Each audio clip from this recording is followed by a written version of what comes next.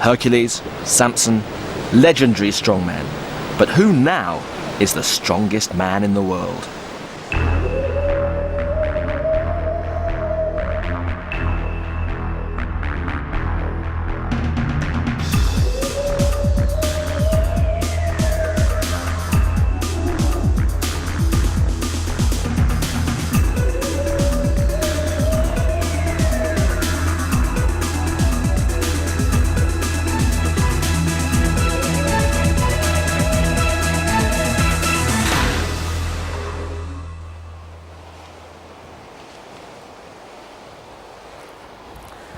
This is Tangier in Morocco, one of the great crossroads of the world, where Europe meets Africa, where the Atlantic meets the Mediterranean.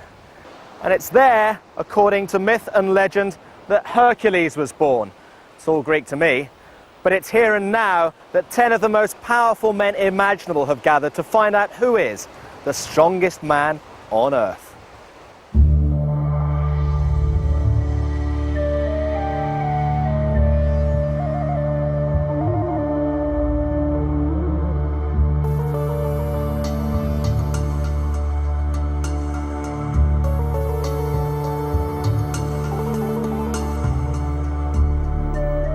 It's been a tough old week. From 40 original competitors, we're now down to 10, with 8 events that will test their every sinew. I am the strongest man in the world. Jouko Ahola, the only man who really can say that. The winner last time in Las Vegas. All of the strongest men in the world come from Iceland. There's only one thing that really upsets Torfi, and that's suggesting he comes from Finland. And believe me, you don't want to upset him. Mark Filippi from the USA at 5 feet 10 and 300 pounds, the proverbial brick outhouse. Olen maailman vahvimpia miehiä ja toivottavasti voitan tämän kriptelin. He's saying he's big and he's strong, and he's been Europe's strongest man for the past 2 years. He really wants this title. From the Free State of South Africa, Peter de Bruin, could he take the title to the Southern Hemisphere? I'm here to represent Canada. I'm going to show the world how strong are Canadian people. Be ready. Hugo Girard, a big Canuck, winning his place in the final at the expense of the injured Briton Lee Bowers.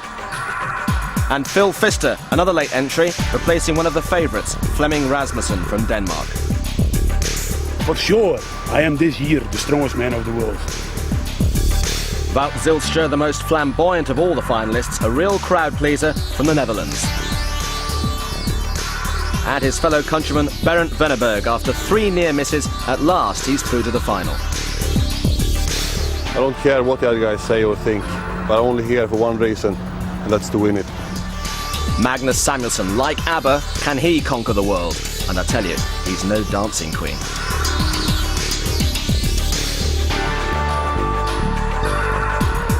Two names you might not have expected to see in that final lineup: Hugo Girard of Canada, Phil Pfister of the USA. 10 names, 8 events.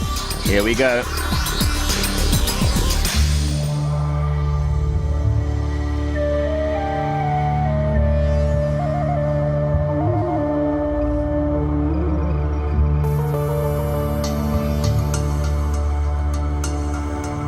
The bustling heart of Tangier, the harbour, is the setting for the first event. Your commentator is Paul Dickinson. Hugo Girard of Canada, his first time in this final. Torfi Olofsson, the biggest man in the field, 27.5 stones. Phil Pfister, he's never been at this level of competition before. Mark Filippi of Las Vegas, the strength coach. Jouko Ahola, the world's strongest man from last year. Magnus Samuelsson, the people's favourite. Wout Zijlstra, he's developing a reputation here, very popular with the spectators. Riku Kiri, the quiet man from Finland. Peter de Bruin, he's been trying for so many years, as has Berend Venneberg, to reach this final, and looking nervous. In fact, all the men looking very, very pensive indeed. It's so quiet out there this morning. Take your grip. Douglas Edmonds, the referee for this final, and Magnus Samuelsson can't wait to get started. The big blonde Swede right in the centre. So here we go, 40 metres down, 40 metres back. Samuelsson just wobbling a little bit. 120 kilograms in each hand. That's around about 17.5 stones. Jouko Ahola, the reigning champion's got away to a flying start. Wout Zijlstra turns almost with him, and Riku Kiri as well. Samuelsson in 4th place. Well, there's one or two falling by the wayside, but look at this. Jouko Ahola by a whisker. Wout Zijlstra in close contention, as is Magnus Samuelsson. Samuelsson's down, and so is Wout Zijlstra. Riku Kiri in 2nd place. Oh, that's dramatic. Samuelsson comes through in 3rd, and then Wout Zijlstra and Phil Fister almost together. What a tremendous start for the reigning champion. That was brilliant. Zijlstra will be kicking himself. He lost good points there. And so did Magnus Samuelsson, almost coming through into 2nd place. 5 meters short, he dropped it. Riku Kiri can't believe his luck. 2nd for the Finn and 3rd for the Swede. And it's still good points for Wout Zijlstra. Fantastic start, well done.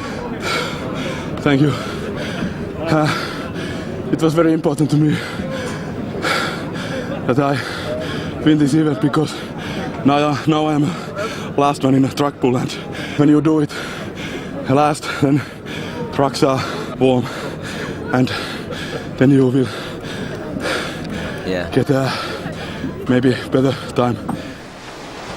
So the perfect start for the reigning champion, a Scandinavian 1-2-3 with Kiri 2nd, Samuelsson 3rd, Wout Zijlstra in 4th, Fister 5th, and a disappointing start for Olofsson. Well, those of you used to watching strongman competitions on television know all about events where these guys pull a truck. Well, these days, one truck just isn't enough.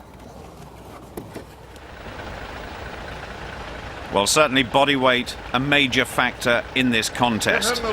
And nobody is better equipped than Torfi Olofsson, 27.5 stones. You ready? Are you ready? And every ounce of his body has really got to start pulling now, because there's 20 tons of metal behind him. Absolutely incredible. 3 trucks. Never seen that before in World's Strongest Man. Slow progress, but it is steady. The Icelander's got away to a good start, and already those legs beginning to drive. Just glancing across there to see how far he's got already. Now this is good by Olofsson, but the big question mark is, what is his stamina like? The doctors have been saying they're a little bit concerned about this event, because the heart will be pumping at something like 200 beats a minute by the time these guys get to the finish. But Olofsson is looking better and better. There's still some great competitors to come. But this is far and away his best performance so far, only 9th in the first event. He needs good points here, and he's got it. 62.06, he's absolutely flat on his back, but that was an excellent performance by Torfi Olofsson. Once you've got the truck rolling, is that the hardest bit? It's easy after that? I don't know, maybe when you came like halfway, you start to get very tired in your legs. Then you have to really kick on and keep on fighting. Not let the car slow down. Try to have the speed all the way. Olofsson setting the mark, and after 7 men had been, he was still top of the leaderboard. We join it with the 3 big men still to go. And Samuelsson just over halfway. The time's looking pretty good too. Still chasing the leading time, 62.06. Olofsson 5 seconds ahead of Zijlstra. And Christine really spurring him on. 10 meters to go, and this is where it begins to hurt. He's slipping just a little bit as well. 1 or 2 of the guys have been wearing climbing boots to help. Samuelsson's just got ordinary trainers on and really pumping hard now. Christine getting excited. A couple of meters to go, it's going to be desperately close. And he's just outside, can you believe it? But the closest anybody has come to Olofsson's time so far, just over a second behind the Icelander. And there's still Riku Kiri and Jouko Ahola to come, but that's brilliant by Magnus Samuelsson, 2nd place so far. And if you needed any proof at all of how hard these events really are, just look at Samuelsson now. A big man brought to his knees. And the big question, how much has it taken out of him?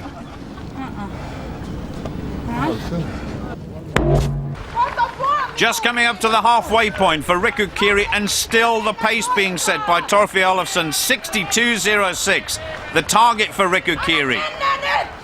And this man who's won competitions all over the world, watched by his wife Elizabeth. He's never won the big one. It's one he desperately wants to win, the world's strongest man. I wonder if this can be his year. 62 seconds, the target. Samuelsson, 63 and a bit. He's only got a couple of meters to go. It's going to be very, very close. Olofsson is safe, so is Samuelsson, but Riku, Kiri goes into third place. 66.28 ahead of Wout Zijlstra. Only Jouko Ahola, the reigning world's strongest man, to go.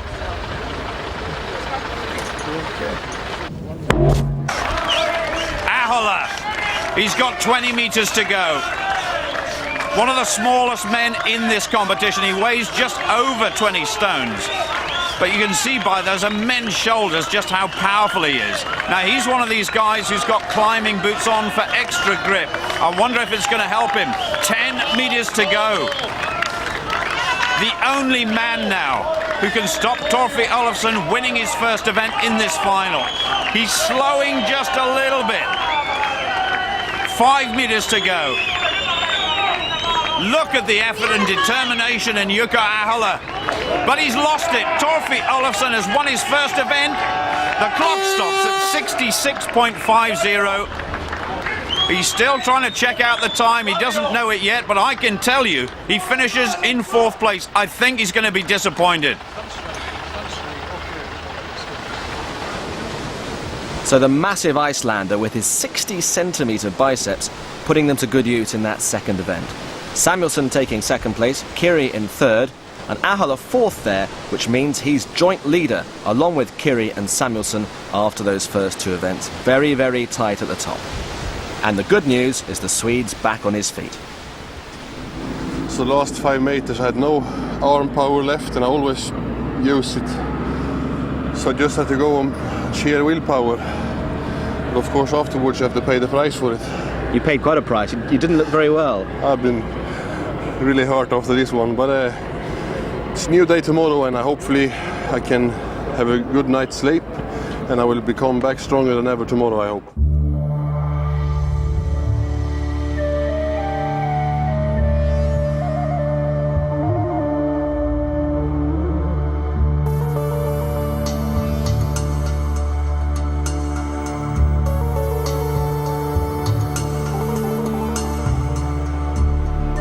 Well, the wind's getting up, as you can see, as we move along to the beach.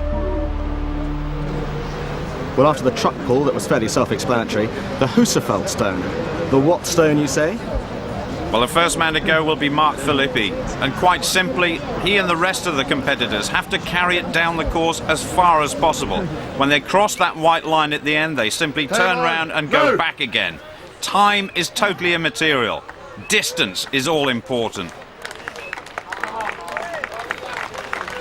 173 kilos, that's like carrying two 14-stone men. It's unbelievable. Well, Mark is just a shade under 6 feet tall. Some of the bigger men with the longer arms may do well in this event. But Filippi, he's setting a good pace for himself, isn't he? He's getting down this first half of the course pretty well. Now then, how much more? He completes 50 meters. Oh, it's a good performance. That's just like walking halfway down Wembley Stadium.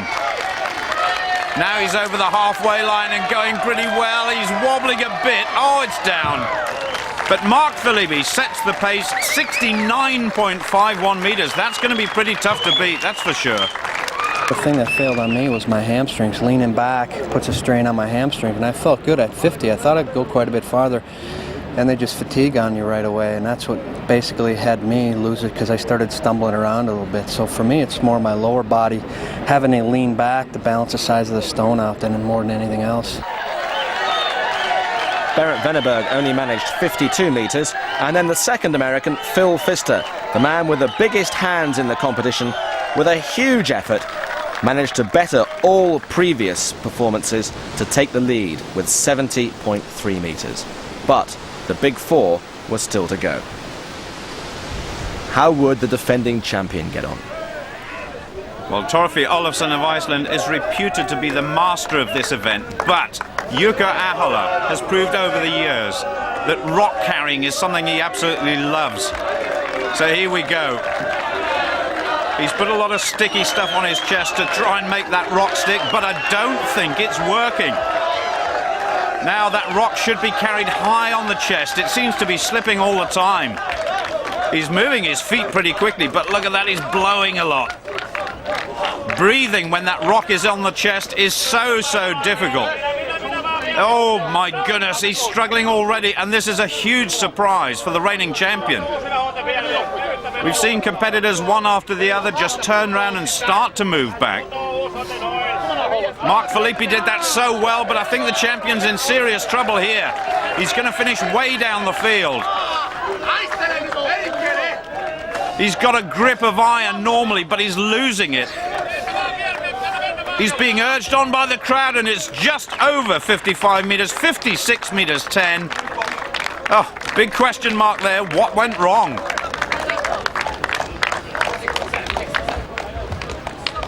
I was like a mouse, no power, nothing. I don't know why. But that's life. You never know what happened. Now, big Riku Kiri, 6'4", weighs about 23 stones. Absolutely solid muscle as well. He's a real muscle man when he gets his shirt off. He's got those forearms taped just to help with the grip a little bit. Remember, he's still chasing this lead of 70 metres 30 by the American Phil Pfister. In fact, the Americans in first and second place, which is a bit of a surprise. Riku carrying that rock very high indeed, 173 kilos, 28 stones. It's phenomenal. Kiri, not the most mobile of men when it comes to sprinting. I was going to say making steady progress, but he's just losing his grip a little bit. Up it goes again. Makes the turn comfortably. The weightlifting belt just supporting the back, because as you heard Mark Filippi say, you lean back a little bit. There's a lot of pressure on the back as well.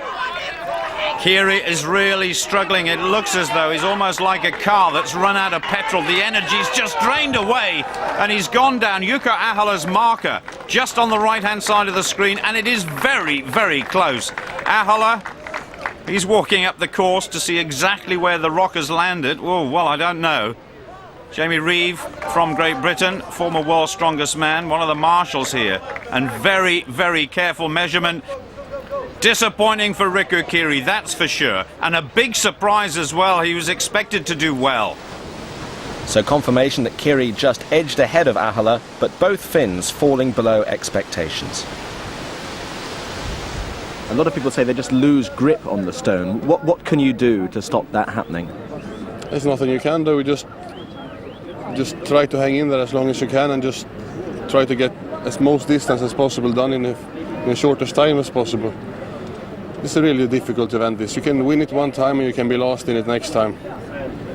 Let's hope that this is the right time.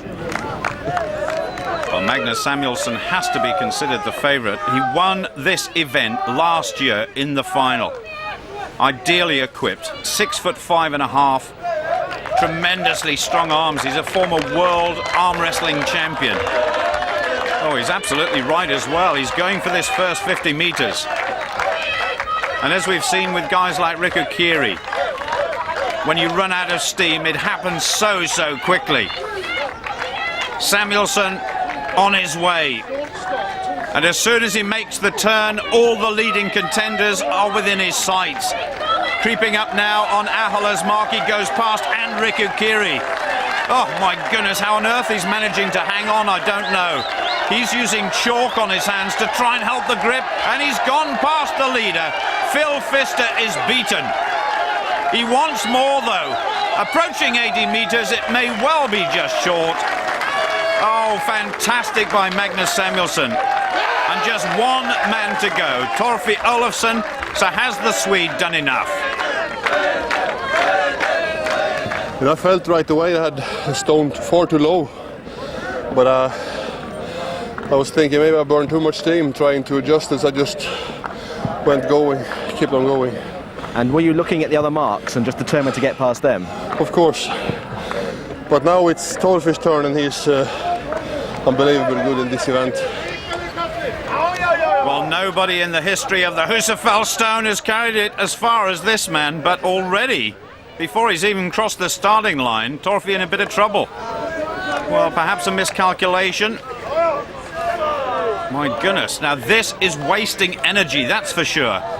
Olofsson, though, a brilliant competitor at his best, but already the Husafell Stone is slipping. I can't believe what I'm seeing here. Olofsson, the pre-event favourite by everybody, and it's gone already. That is the worst performance we've seen. It's just over 20 metres. What on earth went wrong? What was the problem, Torfi? Too much, was so slippery, so it just ran away. Bad luck. Bad luck. Very bad luck. So at last a win for Samuelsson, but what an outstanding performance from the man from Silver Creek, West Virginia, Phil Pfister in second place. Samuelsson's now the overall leader, but the field's reduced to 8, Venneberg and Girard both withdrawing through injury and exhaustion. Hardly surprising.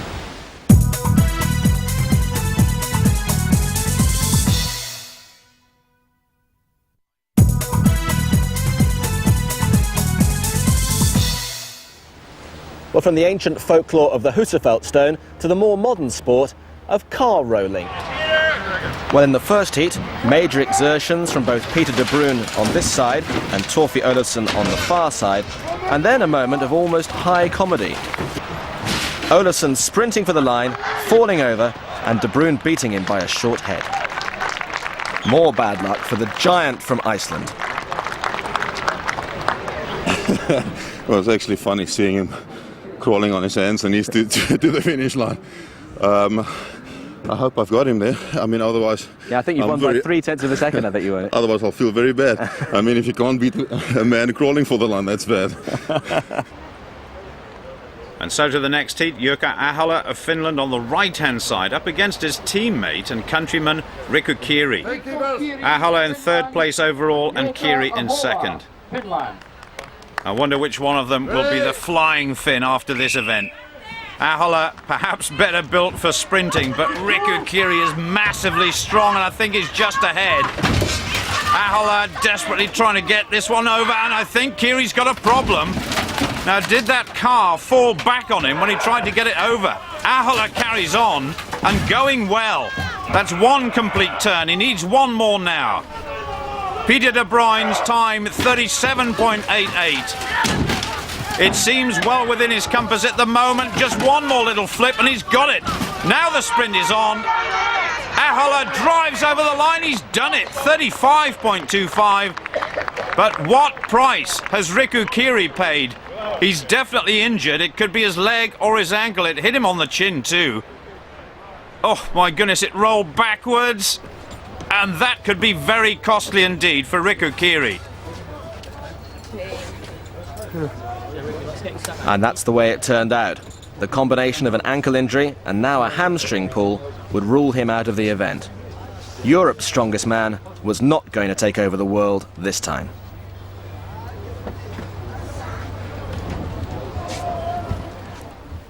Wout Zijlstra now in the white t-shirt up against Mark Filippi of the United States. Well, who is the sprinter? Who is the most powerful athlete? Mark Filippi's got a tremendous background in weightlifting. Zijlstra, very talented as we've seen already.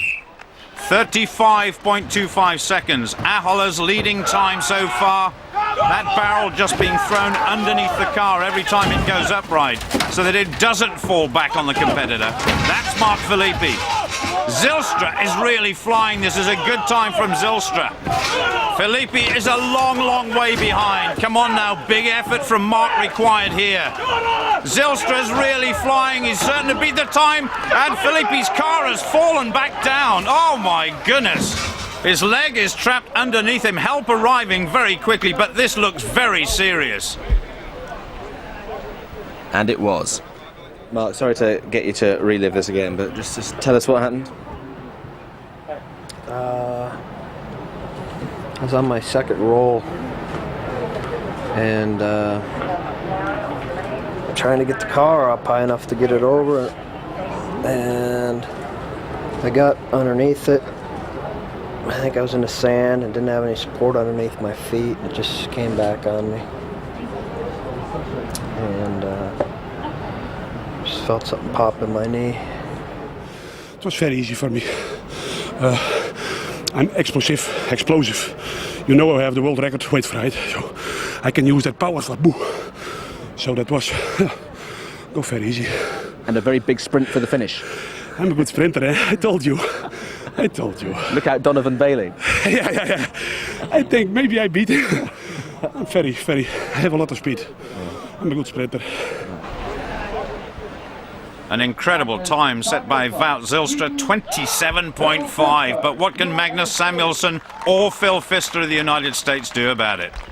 The last pairing, Samuelsson on the far side, very experienced in this event. The first time Phil Pfister has ever encountered anything as difficult as this. And it shows. Samuelsson is going like a rocket. That's an incredible turn. Inside 10 seconds. Can he keep the momentum going? Look at the power. Oh, he thought he'd got it over. He was almost away to a false start there to the line, but he's got it anyway. An incredible time, 24.75. Well inside Wout Zijlstra's time. So easy in the end. Phil Pfister driving for the line. He was in Samuelsson's lane, but it doesn't matter. 36.56 for the American. But what about the Swede? Almost unbeatable at the moment. He obviously loves this atmosphere down at the beach. 2 events today, and he's won them both. Incredible. Well, this is all going according to plan, isn't it? No, I think it's going in the worst horrible way. Because my friend Mark had a really bad injury. So this was for him. You're top and you're leading going into the third day, so you must be feeling good about that though, even accepting the injury. Yeah, the competition is going really good for me. Did I win this one? Yeah. Thank you. At the moment I'm leading, but we're only halfway. It's still 40 points to fight for. I hope I can at least take 30 of them. So Samuelsson on a roll, so to speak. A second consecutive victory for him. Zijlstra second, Ahola in third place. And Samuelsson now has a lead of 7 clear points. Kiri may be fourth, but he's out of contention. And all those injuries mean we're left with just 5 now. Samuelsson, Ahola, Zijlstra, Pfister and De Bruyne.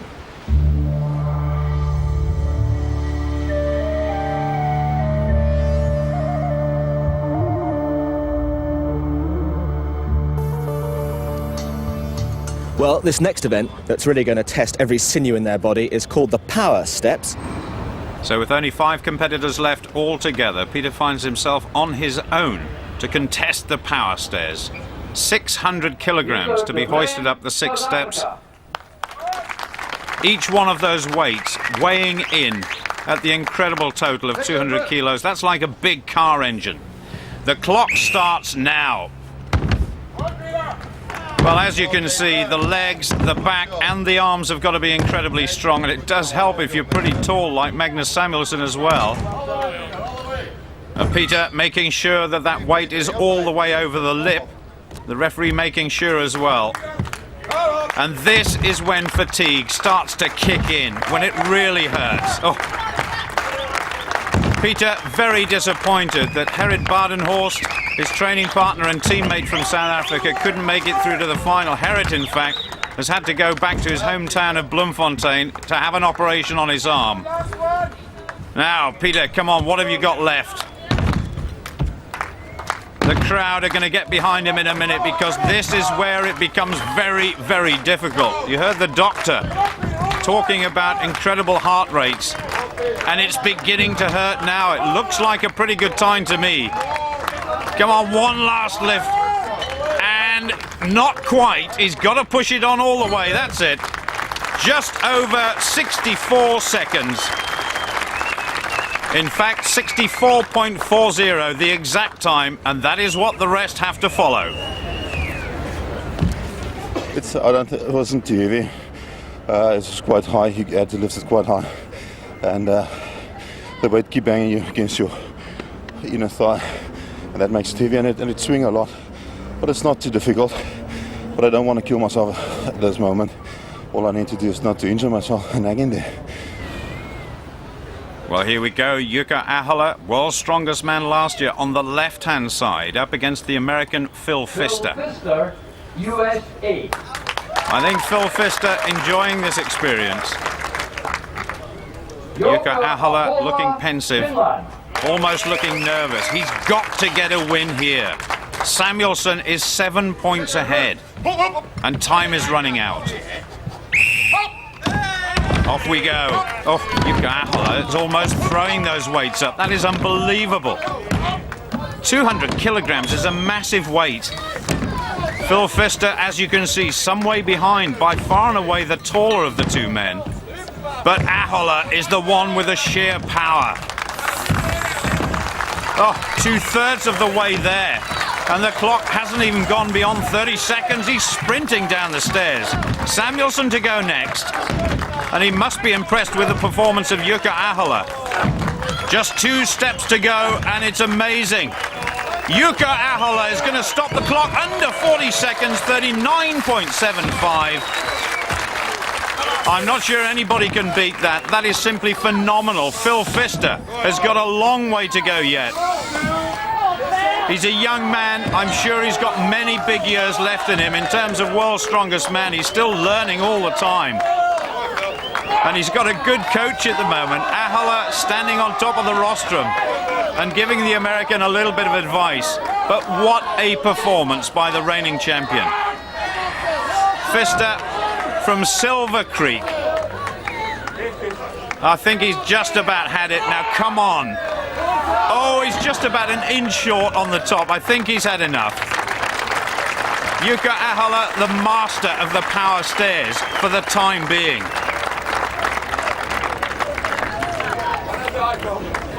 That was fantastic. Yeah, it was okay. I'm very happy because it should be I could even, and it was. Was it as easy as it looked? It wasn't easy. The last one was a little bit tough because I'm so short. But it was okay, I'm happy. Now it's the turn of Magnus Samuelsson. First of all, Wout Zijlstra introduced to the crowd. They absolutely love that man. And they know that Magnus Samuelsson's a bit special too. 7 points ahead of the field at the halfway stage. He's going to be tough to beat. Samuelsson. Oh, well, we saw Jouko Ahola get away to a blistering start, and I think the Swede's done it as well. Just 8 seconds for the first one. If you can imagine a deep freezer full of food, that is about the same weight as each of these weights. And that means that these guys are incredibly strong. Now Samuelsson is on target. Zijlstra's going pretty well too. 39.75, the exact time he's got to beat. And just a little slip there by the Swede. It's going to be very, very close. Just one more to go. Yes, I think he's got it. The official clock says 38.47. That's maximum points once again. Zijlstra in the hunt for good points too. 46.01, and he'll finish in 3rd place. Ahola's time was brilliant. Well, that makes Magnus Samuelsson a superman at that event. It was superb. Yesterday, you said that today's events were not your good ones. This event is really good for Zijlstra and Ahola. So we're expecting to be 3rd in it. But I'm still feeling great after yesterday, so I'm surprised I won this one. You're now almost impossible to catch.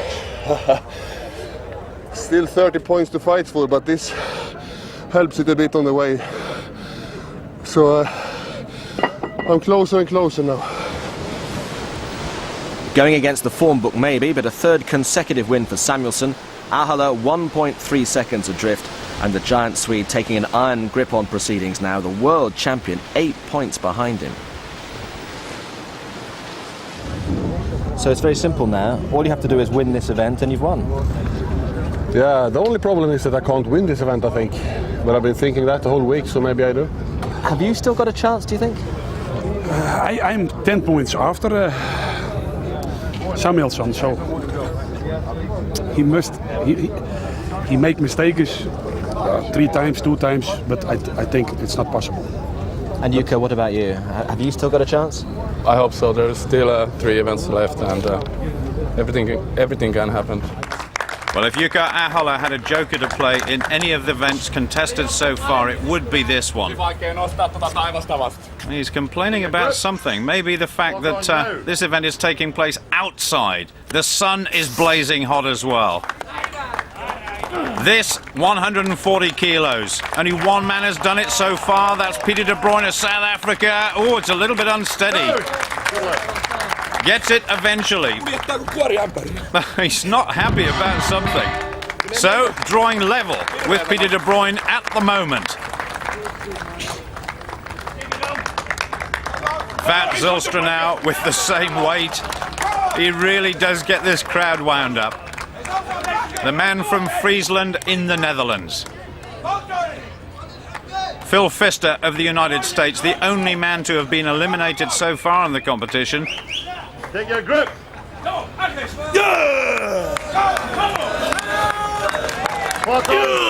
This as close as you would get to a weightlifting competition in World's Strongest Man. Rolls it up his chest. Oh, massively strong arms. He enjoyed that one. And the crowd loved it too. But I tell you what, we've got a real contest on our hands now. It's nail-biting stuff. Well, the next weight is 145 kilos for Peter de Bruyne. Already lifted 140 together with Jouko Ahola and Zijlstra, but Samuelsson's best so far 137.5. So the overall leader is down in 4th place. Well, Peter de Bruyne, a real surprise package during this final, but he's competed so well. Big cheer from the crowd. Oh, he gets a second bite at the cherry. Not much push from the legs, but he's got it up somehow. Easy does it. No prizes for putting it down, but for the time being, a big surprise here. The South African is in the lead. Smiles all round for Peter. He's quite a modest man, but that was a great effort. Now Samuelsson. We had the calculators out before this event. 145 kilos. He's trying 145. If he can win this event, he cannot be caught for the overall title. So this lift is absolutely crucial to stay in the hunt. Still Jouko Ahola to go, of course. And he knows just exactly how strong Jouko Ahola is. Now, can he get this up? He's got incredibly long arms. He's got to push it further than anybody else. But we know he's an incredibly strong man. It's gone. He's got 60 seconds to try it again. So the two marshals getting it back there just on that little rostrum. And for the first time in World's Strongest Man final, Samuelsson just struggling a wee bit. 145. I wonder if Magnus has miscalculated here just a little bit. Perhaps he should have gone at 140. Now come on. Oh, it's gone again. Time is running out for the Swede. 10 seconds left, he's being told by Dougie Edmonds. I think he's had enough, and that means that Jouko Ahola's chances of lifting this title carries on into the last couple of events.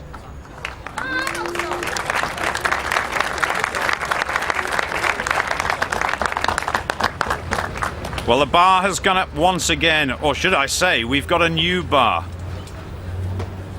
It's a little amphitheatre of logs, ranging up to what? A massive 175. Ahola, though, on 147.5 now. That's an extra stone. 23 stones he's trying to lift there. Oh, fantastic. Well, the pre-event favourite, has done it and done it easily. He's still not a happy man, but he could come away from this event with 10 points. Ahola has closed the gap on Samuelsson, that's for sure. Now Wout Zijlstra trying to attempt 1:47.5, exactly the same weight as Jouko Ahola. So this could be his best performance so far. He wants to beat everybody in every contest he takes part in, that's for sure.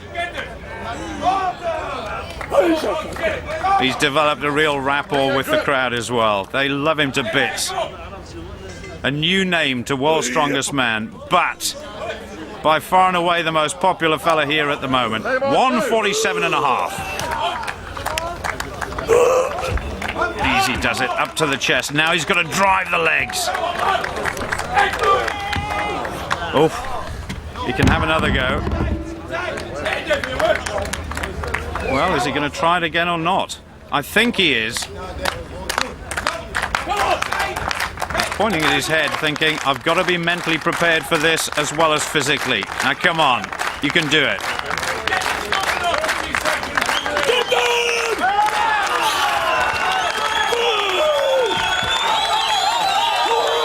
Oh, it would be incredible if he got this one. Oh. No, just feeling a little bit out of sorts there, but a brilliant performance, and he's going to come away from this competition with 8 points. Well, Samuelsson was right. He couldn't win it. In fact, he came fourth, but that was just what Ahola needed. The South African second, and Zijlstra, a good performance from him, in third. Nearly, but not quite. But okay, I beat Samuelsson, and I told you before, I'm explosive. I'm an explosive man, but when I get tired, the explosion is gone. What did you keep saying to people at the end of each lift? Should I do one more, because it was only 1:47.5, because I have a little bit power left, but I'm winner now. I don't have to do it anymore. But it was funny log lift competition. Log lifting, a constant source of humour to the Finns. But the competition's still alive, and the gap's now down to 5, with 2 events to go.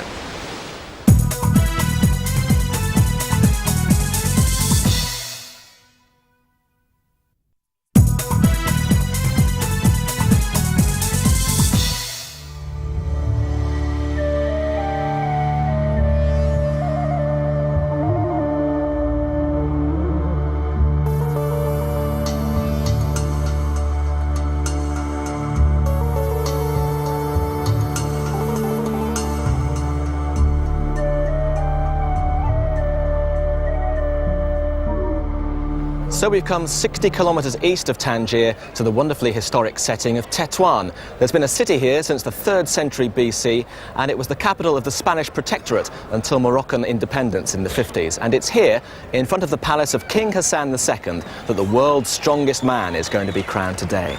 2 events to go. This, the penultimate one, is called the Car Circle. And the first we see is Phil Pfister of the United States.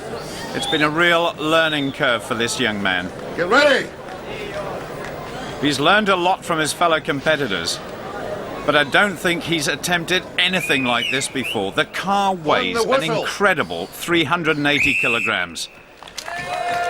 Away we go. Small, stuttering steps. And as John was saying, the pressure on the upper body is absolutely immense. Balance a big problem as well. And Phil Pfister, well, you've got to say his first ever attempt at this is not a bad one, but it comes crashing down. Round about 250 degrees or thereabouts, and that is a real test for this young fella. 247.5 degrees for the American. Magnus Samuelsson, Sweden. Yeah! Well, Magnus Samuelsson knows that if he can win this competition, it's all over. He cannot be caught. The crowd know it too. He's got to lift it very high, being about 6'6" tall. Oh, look at this. Slow but steady progress. And if anybody is well equipped to do this event well, it's Magnus Samuelsson. He's got massive arms. They're bigger than most people's legs. He's not going particularly fast, but he's got to be looking towards at least one complete circle. He's going past Phil Fister. Samuelsson, well, almost coming to a grinding halt. It's getting lower and lower. Oh, the effort looked so painful for the Swede. And of course, Jouko Ahola looking for a big win here. As soon as it starts to go lower and lower, he's struggling. 314 degrees for Magnus Samuelsson.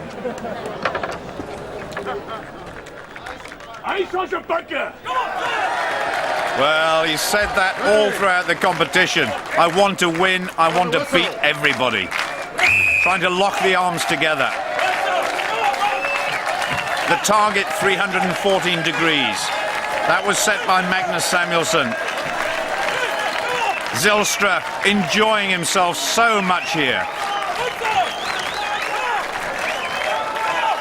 Well, he's not going badly. Longer steps than Samuelsson. Making good progress, but he's gone down. Oh, a little bit of a push on there as well to try and get some extra distance. But the referees will make sure that they mark the spot where the car fell. Looking at his arms as if to say, well, what happened there? But the grip came away. 266 degrees, and that is that. Next up, De Bruyn, and this was a car too far for him, just 142.5 degrees, leaving him in last position.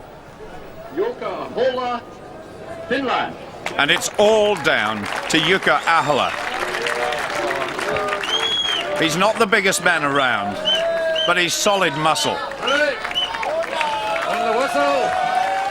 He's got to beat Magnus Samuelsson here to have any chance going into the last event. A slow start, that's sensible. I think one or two competitors have come undone here by trying to go off too fast. This man's muscles seem to get bigger and bigger the more he goes round. His heart will be pumping. And remember, this car weighs about the same as two 30-stone men, if that's possible. And he's going past Samuelsson. That means he's got 10 points. And that means that we could be in for a fantastic finish. Checking to make sure he's won it. And there's no doubt about it. He's won by a mile in this event and kept his chances alive. So Ahola wins it with Samuelsson in second place, and the competition is still alive just because the gap is now 4 points. And in the very last event, if Samuelsson were to come last and Ahola to win it, the Finn would retain his title by virtue of having won more individual events. But in reality, Samuelsson all but there. You know, when you've been training for something your whole life and you're that close to reach it as I am now, I won't take nothing for granted.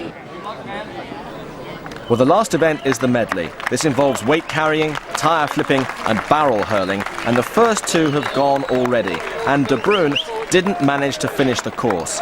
So if Samuelsson can get to the end, he will be the world's strongest man. So here are the big three, and I mean big. Samuelsson, perhaps on his way to the title, but he's going to be chased all the way by the defending champion, Jouko Ahola. And Wout Zijlstra, the new kid on the block, on the far side. Here they go, 200 kilograms, and it's moving pretty quickly. Samuelsson trying to stay with Ahola. That's all he must do. Now the 300 kilogram tyre. Zijlstra, in fact, moving into the lead, but now Samuelsson. He's going to finish with a flourish. Oh my goodness, this is dramatic. 3 75 kilogram barrels. Made to look feather-light by Magnus Samuelsson, now surely on his way to the title of becoming the world's strongest man. Ahola is out of it. The challenge has disappeared. Samuelsson knows he's won it. That is fantastic. His dream is fulfilled. Ahola, the reigning champion, is beaten. Congratulations from Wout Zijlstra. One day perhaps for him. Magnus Samuelsson is now the world's strongest man, and he did it brilliantly. Christine, his wife, and of course his biggest supporter herself, Sweden's strongest woman. My goodness gracious me, what a formidable couple.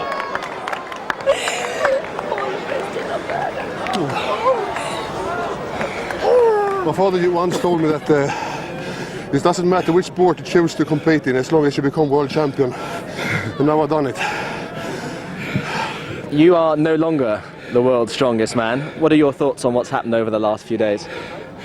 I can't say anything else, but Magnus was better this time, and next year I'll be back and I'll try to do my best.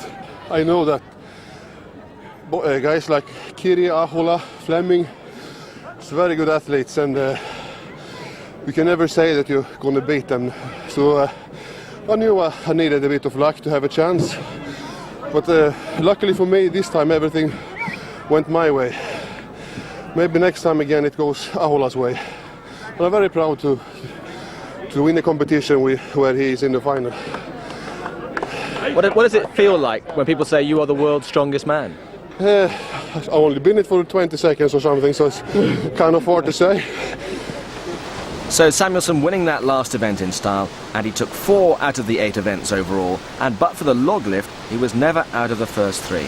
And the final standings show him 6 points ahead of Ahola, with Zijlstra in 3rd place.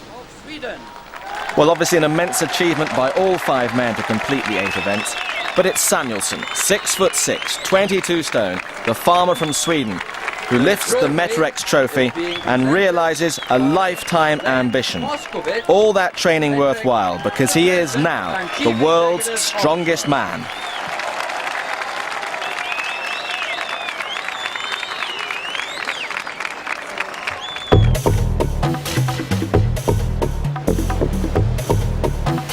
So, who'll be the strongest man in the world in 1999? Can Samuelsson retain his title?